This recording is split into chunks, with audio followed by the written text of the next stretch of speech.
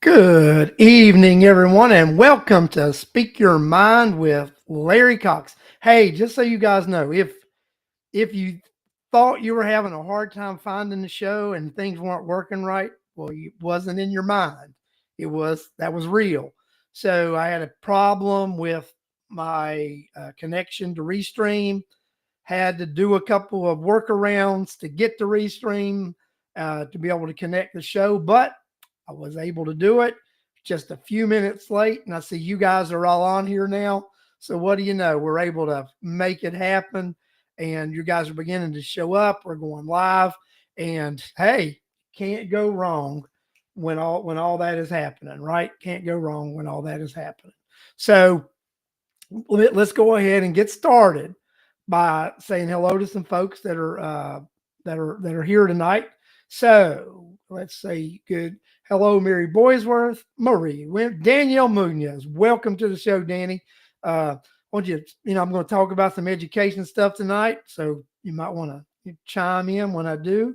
Cheryl Moulton, James Colbert, Charlotte Gellert, Michelle Freeman, Bill Campbell. Uh, Welcome to the show, everybody. And I am so pleased to have each and every one on here tonight. So I love this uh, show and the people who watch this show, because you do a great job spreading the message, spreading the word, and just getting things out there. First of all, I want to start off and talk about one thing. You guys all know I had a town hall tentatively scheduled for February the 11th. I have decided to push my town hall till March, and I'm going to explain why. We have so many meetings coming up in February that I felt it would be overkill. So what I plan on doing is having a meeting in March before the first board meeting in March on that Tuesday. The first board meeting in March will be, let me go look at the calendar real quick. So that will be March the 13th. So uh, I will have it March the 11th will be the town hall. I just felt we were having so many meetings this coming month about so many things that I would not put that one on you. And I think we're going to have a lot of stuff go on in February. So it may be better to push that town hall till March so that we can address a lot of the stuff that's went on and stuff and everything. So Alex, welcome to the show. Tina, welcome to the show. Tara, welcome to the show. And George Kelichek, welcome to the show. Lee Wright, welcome to the show. But yeah, I think that's the best thing to do is to push the town hall. I was going to have February 11th to March 11th because we're going to have a couple of hearings about 581, three of those, regular board meetings. There is one of the state school board members is having a meeting this Tuesday at Eastside High School at 7 p.m. And that is an 11th district meeting. 13th district meeting. And we are the 13th district. So I intend on going there, and Justin Kinney has confirmed we both intend on going to that a meeting that is going to be held by the state school board member of the 13th district. So we're going to go and attend that, and I'll probably even sign up to speak about that. So, people have been asking me, Larry, they're concerned. First of all, I'm going to talk to you about 581 and the Board of Education having opt-out hearings. Okay. So Sandra Jackson Lett put on her Facebook the other day, these are just hearings. There is no consent of the board majority to opt out, that this is just a formality. It's a formality that, in my opinion, doesn't need to happen. And we all have valuable time. There is not a majority of the school board that is willing to vote to opt out. These meetings are being forced upon the school board because in reality, the way they're going about, they're allowed to go about that way, but they are not necessary because you do not have a majority of the school board that intends to opt out. And that legislation clearly stated that if school board, if an entity intends to opt out, that's when you have the hearings. If you're not going to opt out, then you don't need to have the hearings, and having the hearings is a waste of time. It literally is a waste of time. If you disagree, then put a statement out, put your information out there, do that. But to panic the public, and that's what happened here. When this statement went out, the public panicked. We got phone calls, emails, text, and such. So if you all might have seen, the city has put an official statement out, the city of Conyers. They will be staying in 581 and not opting out. I have it on good authority that the county has no intent to opt out, that they are staying in 581. And I tell you, at this moment, there are 4 strong votes on the school board to stay in 581. So, in my opinion, some people should be listening to the majority of the board and take the advice of the majority of the board and just go to the will of the board. This sometimes it can be frustrating when people don't know how to take no for an answer. It is very frustrating when a board says its opinion, they say what they're going to do or not going to do, and your decision is not accepted. And that's, in my personal opinion, that's what this is coming is. You've got a decision of the board not being accepted by an individual, and it is what it is, right? So you have to go through the process, and the process will clear itself out. And at the end of the day, in Rockdale County, you, the taxpayers, will end up getting tax relief from property tax assessment. That's what's going to happen at the end of the day. It's just got to take the long way around, right? We're going to take the long way around. That's what's going to happen.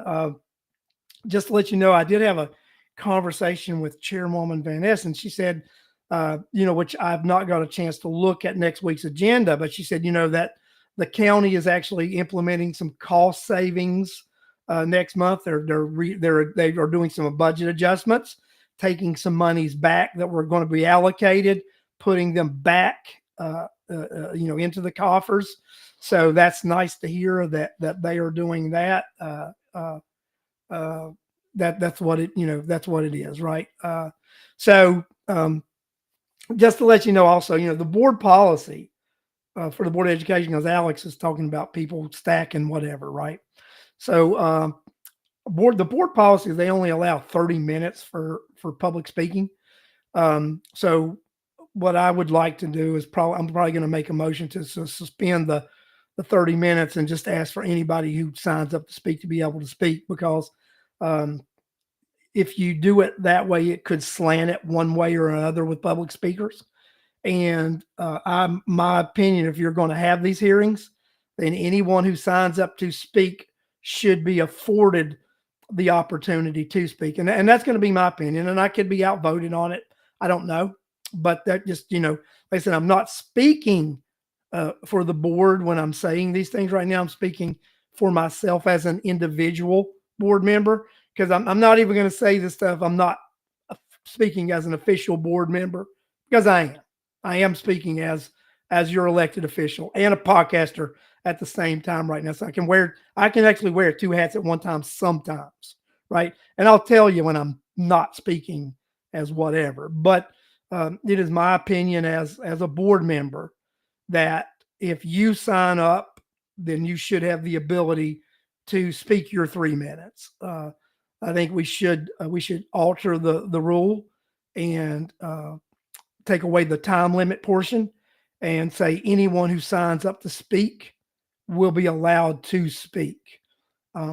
Because if you have a bunch of people sign up, that's what needs to happen, right? So welcome to the show, Voices for Rockdale, which will be Miss Corliss Turner.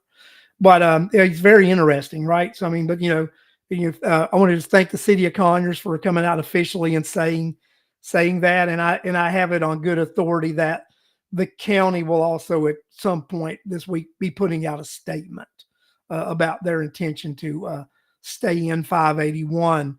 And a couple of weeks ago at a board meeting, you guys watched it and heard it. You had the breakdown of who supported staying in and who supported staying out. And you have 4 Board of Education school board members who are in favor of staying in 581. And this is the thing about it. I mean, people are concerned and they're talking about lost revenue. We will be getting the funding we get now. We are not going to lose any of the existing funding we had. Any dollars that they're talking about not getting or potential future dollars that if the housing market stays the same, increases stay the same, and they continue taxing you at 14 to 20% extra every year. That's the reality, right? So these numbers that say we're going to lose money, and that's when they look at it, it's the county portion and the BOE and the city portion, the way all of this is calculated, and they've showed these potential loss in income. It's potential loss of possible income if you continue taxing at the same rate. There is no calculation showing what it would be if you tax at a lower rate. Isn't that amazing? You're only getting the calculations that if you continue to tax at this outrageous, phenomenal rate, that means you intend on not doing any cutting, continue to do a ridiculous growth in budgets, and not give the taxpayers any relief. And it's nonsense of, well, we'll continue by discussing the millage rate annually. Let's see how that's worked, right? We discuss the millage rate annually, and they say, well, we hear you, but we're still going to raise your taxes. That's exactly what happens, right? And then you get the argument that, well, we're not raising your taxes. It's your property values are going up. You should be glad your property values are going up. And we've discussed this in the past. The only time that you recognize anything from that is if you decide to sell your house. And most of us are not intending on selling our homes. We want to live in our homes because we have set roots and we have decided this is where we're going to stay. This is where we're going to live. This is absolutely insane when you see what's going on. And this is what I believe about education funding, right? I took a trip to the state capitol with Mr. Kelichek this week, and we met with a lot of influential legislators and different people. I firmly believe after my conversations, the state intends to make sure public education is funded. Governor Kemp this year infused education with additional funds and amended the budget. The legislators were very much aware when they passed 581 that there may have to be some alternative funding sources that were allocated to a Board of Educations, and they were very well aware that these things are going to have to occur. So, but this is the sentiment that I got from the Capitol. So, yeah, we're concerned about the opt-outs because we were already talking about how we need to supplement and do some things for additional funding. Then you guys go on and all of you start opting out. It just looks like to us a money grab that you want to get the alternative, the other fundings that we're going to come up with, and you want to overtax the citizens on the property things again. So it's like I was told by one legislator, it doesn't matter how much money we give education, you find a way to spend every dime plus more, and you never look at how you can save a dime. That's the issue. That is what your legislature is looking at. They're looking at the fact that they don't trust Board of Educations to handle their monies properly. because they think they overspend and they don't do the right thing with their money. Let me tell you, I'm not an educator, but I was a student like everybody else in this chat. I attended, public education. I attended college for 3 years. I did not graduate college, but I did attend college for 3 years, right? But I have been very successful uh, in life. And I contribute that to my basic education that I received in public education, not my college education, to be honest with you. Um, as I look back at my college education, it was a waste of 3 years. I'm just going to be real with you guys, right? It was a waste of 3 years. I didn't acquire any knowledge in those 3 years that has helped me where I am today in what I do for a living. But possessing good reading skills, good math skills, good comprehension, the ability to write, those things have helped me immensely to get where I am today. And how did that start? It started with a teacher in a classroom giving me instruction, right? It started with Miss Metter, my first grade teacher. It started with uh, uh, uh, Miss Kelly. It started with Miss Bennett, right? It started with Miss Wallen. It started with Mr. Staples. It started with Miss McDormand. Those were my elementary school teachers. These elementary school teachers, they were the ones that gave the fundamentals in education in the early stages. And then as I progressed to junior high and high school, I had Miss Cole, an English teacher. I had Mr. Miser, who was an English teacher. I had Miss Metter, another Miss Metter, who was an English teacher. I had Miss Fox, who was my journalism and my public speaking and my drama teacher. I had Miss Tucker, who taught literature. I had these teachers, Mr. Boyer, who taught advanced mathematics. I had these teachers who embodied wisdom. Mr. Hughes, my science teacher, Miss Richards, who was a science teacher. So, Miss Emery, who was a science teacher. I had these people who put this knowledge and embarked. And how did they do it? They did it with classroom instruction. Like the old way, right?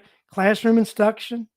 They had books and pencil and paper. And in my day, it was a chalkboard and chalk. Now you got the dry eraser boards with, the dry markers. But isn't it amazing that in that era, we were able to educate children in the classroom with instructors, teachers in the classroom. And that's where I believe we need to look at, where do we need to invest? We need to invest in the classroom, right? We need to make sure that the classrooms have quality, qualified instructors. We need to make sure we have textbooks, or now we've got, the laptops with the downloads and all that. That's perfectly fine. But it begins in the classroom with instruction, right? That's where it begins. And, I told you that the other day. I think I mentioned on the show that people were concerned that I didn't know what we did, that it's more than reading, writing, and arithmetic. Well, maybe that more that we're doing needs to become the less of what we're doing, right? Maybe we need to focus more on that classroom instruction, making sure that students can read, write, and do math. Maybe the other things that we're doing that I'm not aware of, they're not so important, right? It's important, let's make sure we got teachers in the classroom. We got parapros in the classroom. Let's make sure they got books. Let's make sure they've got those dry eraser boards and those markers. Let's make sure that they've got these instructional tools that we can actually do what we need to do. I spoke with the Senate chairman of education, told me they just got the numbers back last week. And he said, Larry, he said 60% of Georgia kids read under level. They can't read. He said, they just can't read. He said, we have 40% of our kids are reading above grade level or at grade level. And we got 60% that read below. And he said, and they can't read. He said, and that's the reality. And he went on to say even something more startling. He said, what our problem is we have our superintendents in Georgia who are in the top 1% of earners and salaries. Okay. And he said, and these superintendents tout graduation rates. They leave all the other statistics alone. They don't want to talk about kids not being able to read or do math. They want to talk about graduation rates. So this is the question I ask. So if we've got 60% of our children who don't read at grade level, but we've got these record-breaking graduation rates, then it only leads someone like me to come to one conclusion. We are purposely graduating kids from high school who can't read, write, and do math. And we're doing it for statistics so the top 1%ers keep their salaries. That's what I believe. Now I am let you all know I'm not talking as a Board of Education member now. I am talking as a podcaster, right? So it's very interesting, right? So that when you get individuals who are very important individuals and they help fund education, and this is their beef and why they have a problem funding education, is because they don't see the bureaucrats who are leading education doing right by Georgia students. Again, a teacher in a classroom, right? Books, pencil, paper, chalkboard, chalk, dry eraser board, and pens now, the dry pens. But look, guys, that's what we need. We do need to defer to the experts. And in my opinion, the experts are teachers. They are the individuals who are spending that one-on-one time with students every day. They're the ones that know the true needs of the students, that they know the strengths and the weaknesses and what we need to do to help the students. Now, guys, it's not an easy conversation that we're having right now, is it? This is a conversation that can get a little testy. It's a conversation that people don't like to have because people don't like sometimes hearing the truth. The truth can hurt. It can bite at you, right? But the truth is this: we can do better. And not only can we do better, we must do better because our society depends on us providing a well-educated population so that we can move forward. That's a necessity. We don't want to go back. We don't want to do that. And one of the things, and we both agreed on this the other day, having a conversation, that the top percent or the overachievers that are in public education, they're going to overachieve and succeed no matter what. But it's that bottom half that we need to be judged on how we bring them up, right? It's fine and dandy to parade the overachievers forward and sing them praises and everything they do, and I have nothing against that. But we do have to acknowledge that they are the exception, not the rule in education now, and that's now. But we need to get it back to where we can say we have made strides hand over foot.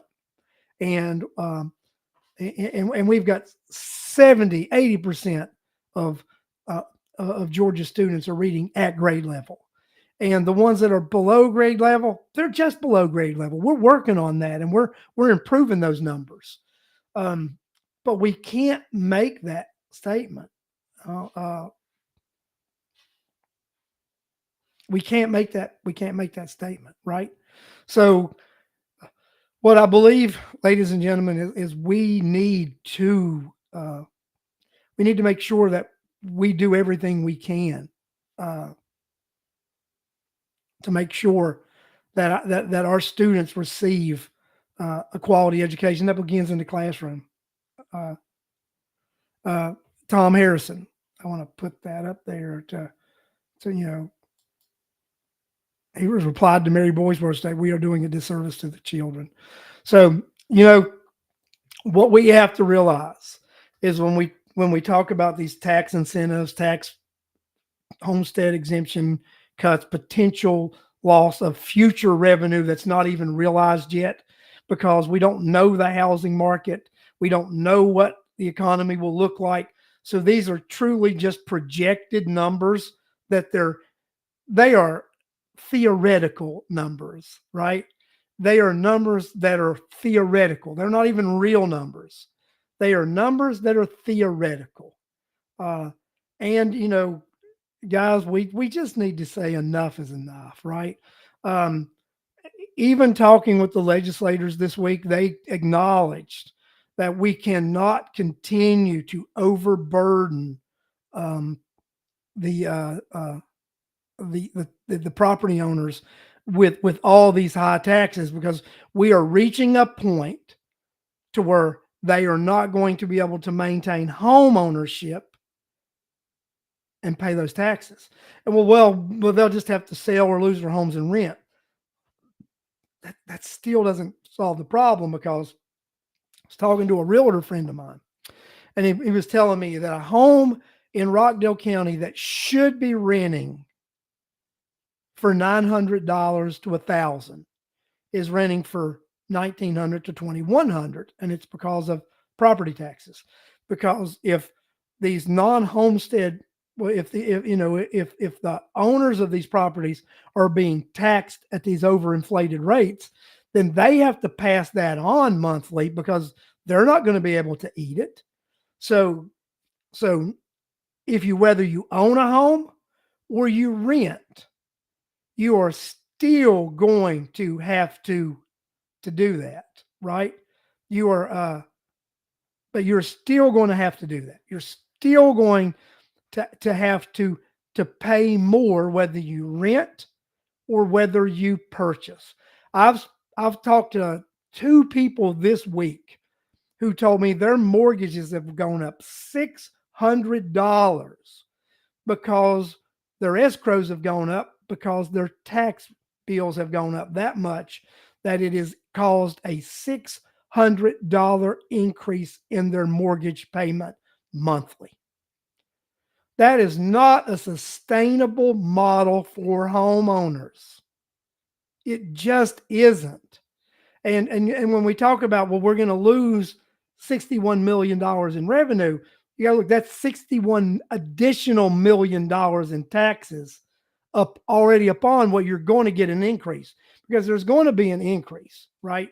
It's going to go up the rate of inflation, whatever that is. That's what it's going to go up, right? So what you're looking at is guys, these millions of dollars that they say they're going to lose theoretically are actually additional tax dollars that you're going to be charged additionally upon what you're already paying now. So let's quit gaslighting people and tell them the truth. 61 million additional dollars in taxes just to the BOE. That's just the BOE. Then you got another 60 million. If the county would stay in, it would go to the county. 120 million. Then another X number to the city if they would stay in. So you're talking in the next 6 years, 150 million additional dollars in tax dollars would be taken from you, the citizens of Rockdale County, if these three entities would opt out of 581. Come on, guys. Get a grasp on it and hold on to reality, right? Again, education is a teacher in a classroom, an instructor with books, pencil, paper, and a dry eraser board. That's the fundamentals of education. That's the fundamentals of education. That's what it is. That's what I believe in. Stacey Bonner Lewis, I don't talk federal issues here. I talk local and state. So not interested in federal policy right now, interested in local policy and what's going on right here in Rockdale County and what we can control. We can't control things on the federal level, but we can control things here on the state level. And if you want to come and tell me you want me to raise your taxes, you feel more than welcome to come and tell me you want me to raise your taxes. And the other 8 people that speak will say, don't raise my taxes.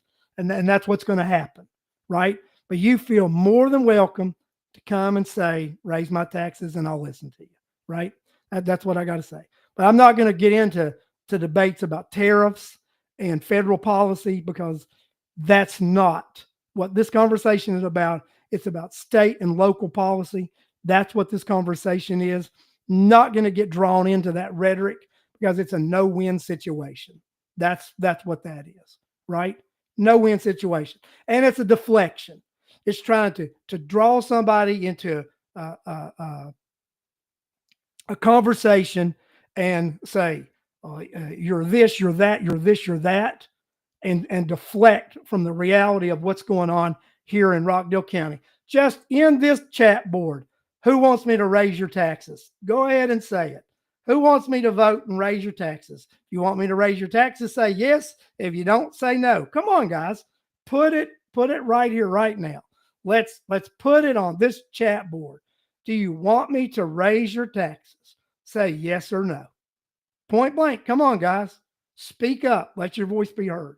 Do you want me to raise your taxes? Yes or no? Yes or no? Come on. I mean, I want to, Mary Boysworth, no.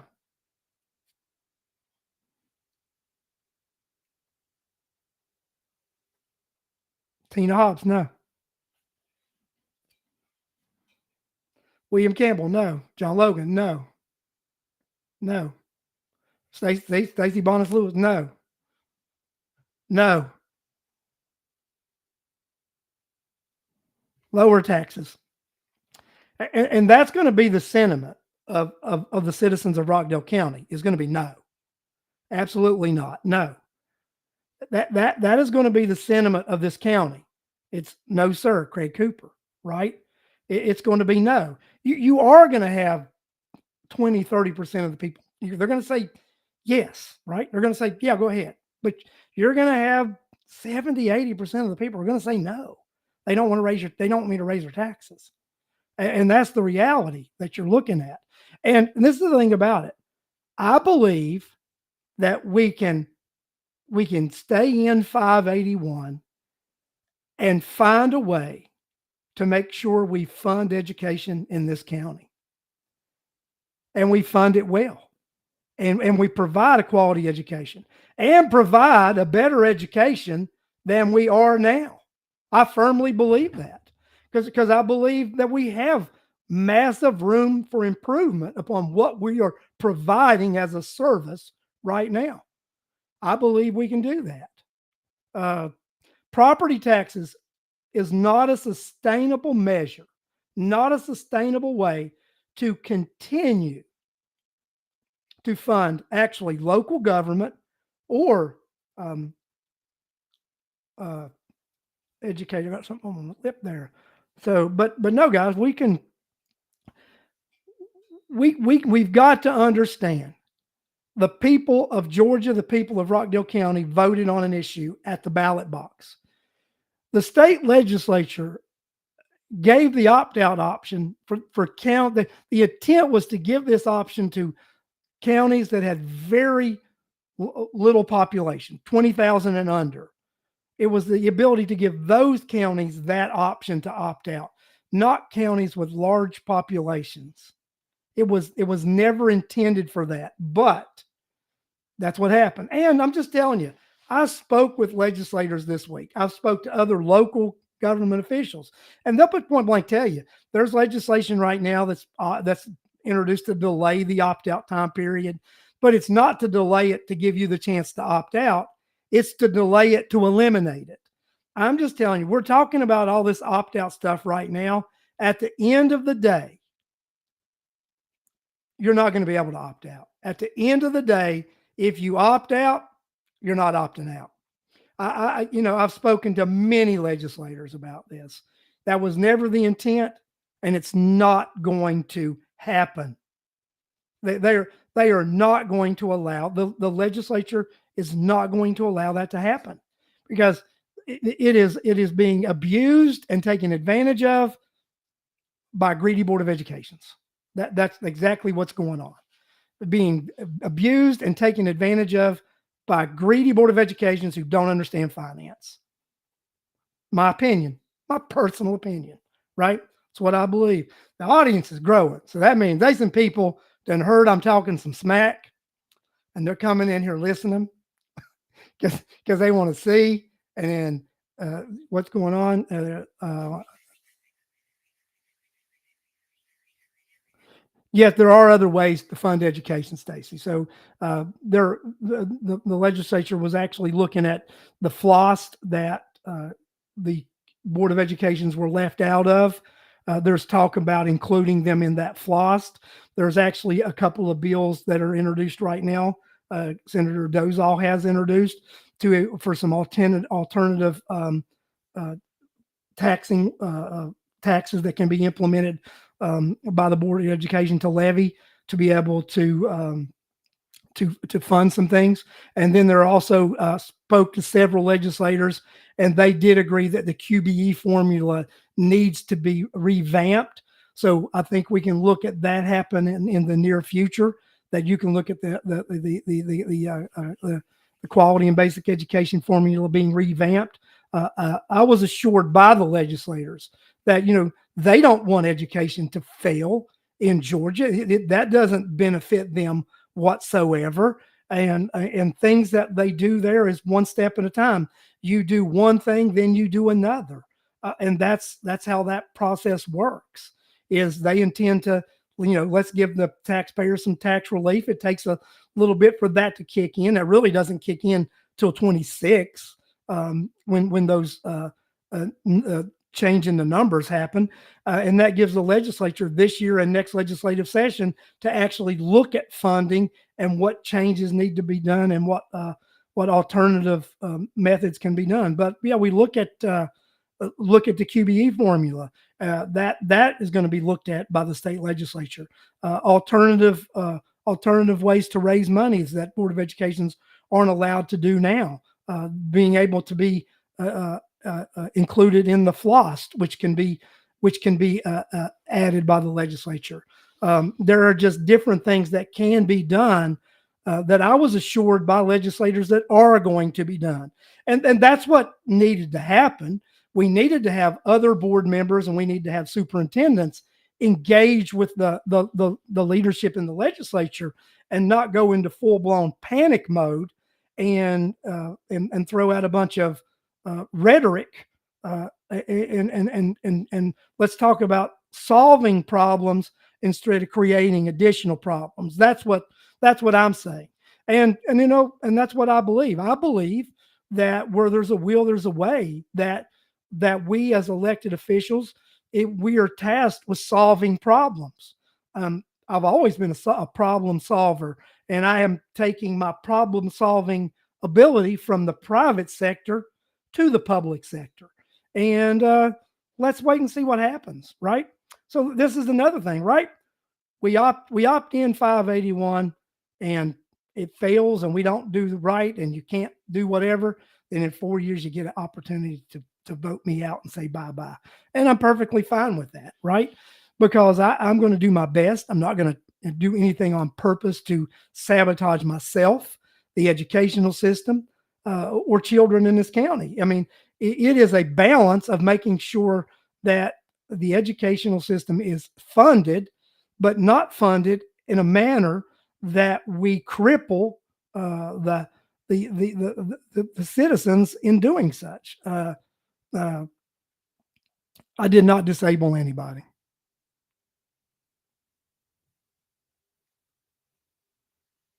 Did not disable anybody. They can't reply. It's because they don't want to. I've never disabled anybody on this chat. I'm a free speech person. I would even let the devil speak on here. Don't disable anybody. So I mean, they were able to speak a minute ago. I've not disabled anybody. So let's not even go there. Don't disable anybody. Speak your mind. This is an open format and an open channel. There is no one disabled on this network. Just so you know.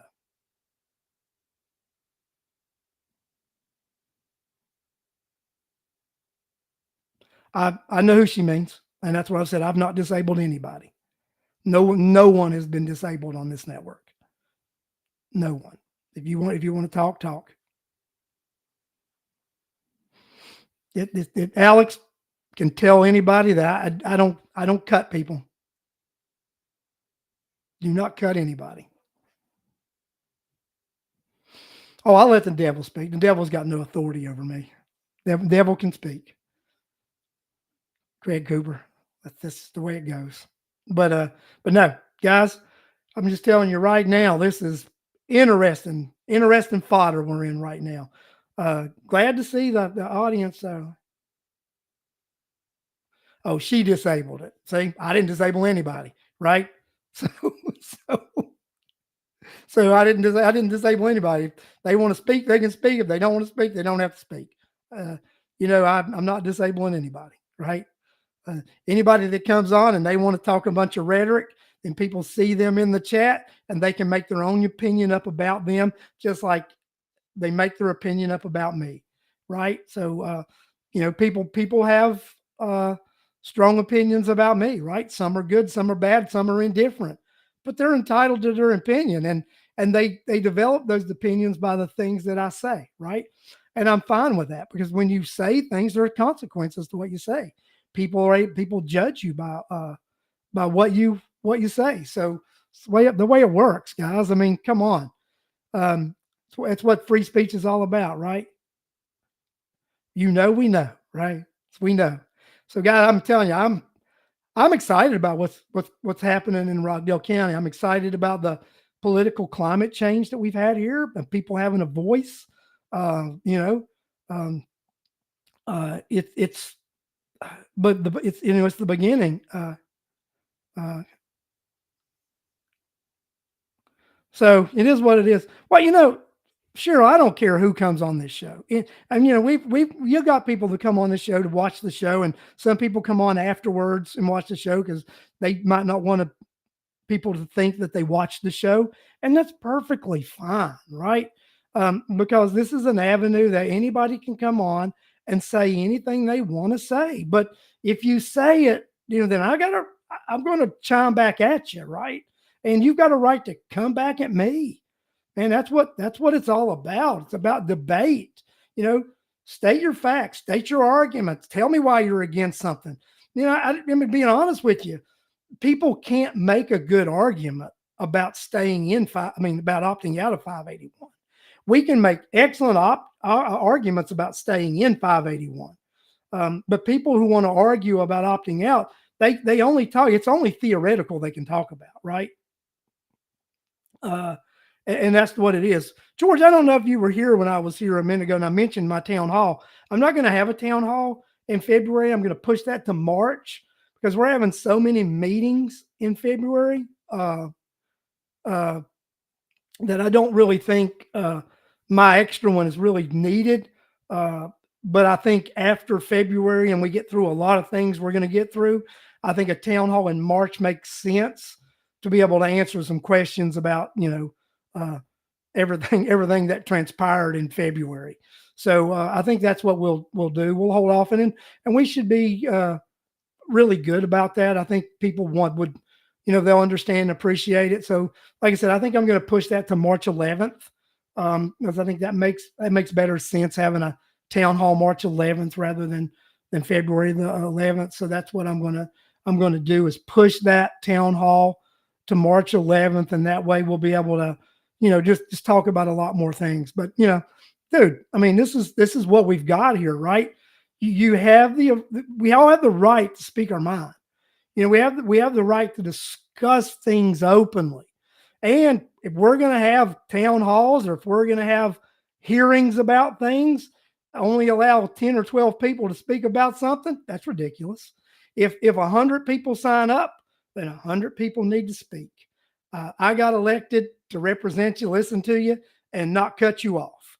So if you come to those meetings, I will vote to allow everyone who comes and signs up to speak, no matter what their opinion is, pro 581 or anti 581. If you sign up, you should have the opportunity to speak, because if you called those meetings, then you need to sit there and you need to listen to what the people have to say. And I need to sit there and listen to the pro and the anti arguments, just like anybody else. That's what needs to happen. You call those meetings, then you sit there and you listen to what the people have to say, and you don't cut them off. Because having hearings and only allowing limited comment speaks a lot of character to me. That's what it does to me. Well, guys, let me tell you, I think this has been an action-packed show tonight. We've had a lot of people come in here tonight. Had a lot of people, I think, that have come on and wanted to hear me say some things that I said, and probably not happy with me, but I don't really care, right? So, you know what? It's what you sign up for. You got to be a big boy sometimes, and just man up, right? Just man up. That's what you got to do. Be a big boy. So that's what we're doing, right? We're being big boys, big girls, manning up. We stand for what we stand for, and we speak for what we speak for. And I am so glad to have the friends and the supporters that I have. I'm actually glad to have the people who don't support me also, because it just makes me that more strong in my conviction to fight for what's right. Because fighting for you is what's right. And that's what needs to happen. We are the only ones who get to fight for ourselves. Thank you, and have a good evening, everyone.